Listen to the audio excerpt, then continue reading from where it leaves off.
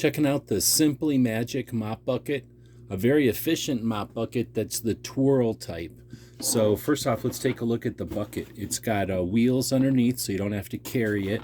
It's got rubber, which is really cool, like a silicone rubber, screw-on valve so you can empty it and you don't have to worry about it getting gross. That's easy to clean. It does have handles so you can pick up the spinner part and remove it when necessary. You can clean this separately. And then there's a handle for the mop bucket itself to carry it around or drag it around. Everything locks into place. You've got the style of mop where it's in small pieces, so if you're traveling with it, or when it comes in a box, it's a pretty small box, but you can screw the handle on, and there is a hook on the end of the handle, or a loop I guess, so you can hang it on a hook real easy.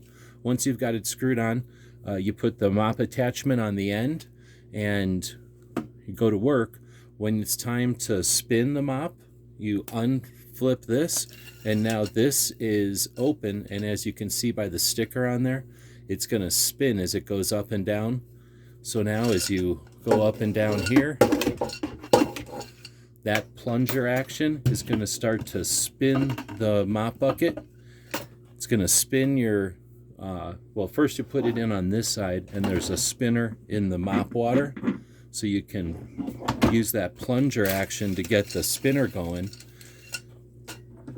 That's going to rinse out your mop, and then you can spin it dry up here. So you get it in the mop water and get it all cleaned out, bring it up here and spin it dry.